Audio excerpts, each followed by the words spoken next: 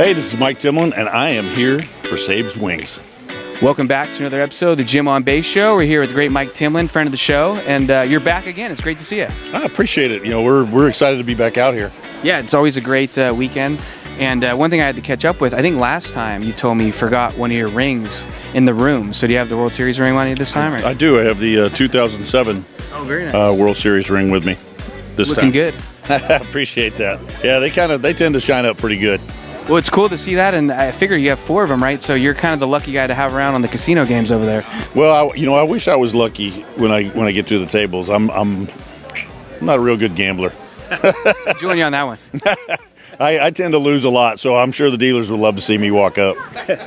Well, it's great to see, and I was thinking of questions to ask, and one thing I forgot the last time was you won the Lou Gehrig Award when you played, and that's probably the one time a Red Sox can match up with a Yankee and not get any crap for it, right? Yeah, that's very true. It's that award is very honorable, even though it's obviously it's named after a Yankee, but what it's based on is community service and giving back to your team and your community. So it's kind of nice. And it made me wonder too, do you have like a display room where you put your stuff? Are you kind of low key about it? Do you have a man cave or? No, we have an office that we kind of built out. We don't use it much. It's got some pictures. It's got some trophies. It has the awards that you get, the plaques and that sort of stuff. So we've got some memorabilia hanging on the wall a little bit. Well, it's good to see you out here, and I imagine this is one of the events you look forward to through the year, right? Coming to support Bret and Kandace. Yeah, we do. We really look forward to coming out here. Bret asked me to come out here 4 years ago, and this is our 4th year in a row. And we really, the first time we came out here, we really weren't sure what was going on, and they asked me about what it was about, and I don't think I really understood. In the past couple of years now, you see what they do and why they do it, and trying to get rid of financial toxicity it's an uphill climb. I mean, let's face it, our economy it's struggling a little bit, but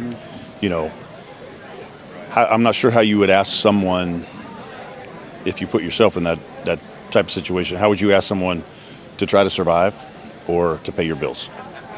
So if you don't survive, you can't pay your bills.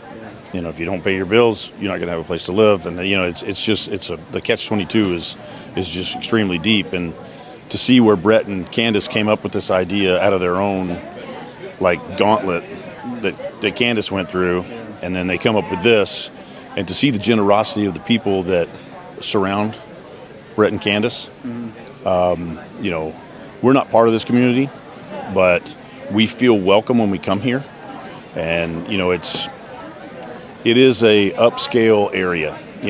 Most wineries are, and winery areas are. But you come out to this small town at Paso Robles, and it's just regular people, and it's a community that they love each other, they support each other, and they are super generous, and we're just glad to be a part of it. Yeah, excited to be a part of it too, and it's good to meet such friendly people. And we got to support you too. I remember last time you told me you have a run that goes on. I think it might be 22 years. Your mom was affected by ALS. Correct. And another disease to fight. So. Yeah, we've been. It's another uphill battle. We've been doing it it'll be 23 years. It's coming up this next year, and we did pretty well. I mean, obviously, the farther away that I am from the game, the more influence the less influence you have. But you try to call in your friends, you try to call in, the people that in the community, and they rally around, and they remember who you are. If you do a good job, if you're doing stuff with your heart, then they recognize that. So we've been supported on that. For the Angel Fund, we've raised a little bit over $1.5 million for them. It's a small 5K race. It's in Hopkinton. It's a Sharon Timlin run. So we've been doing that, since my mom passed away, and just trying to battle, and watch some of the people that we've known throughout the years battle, and obviously there's no winner in that one, which is highly unfortunate.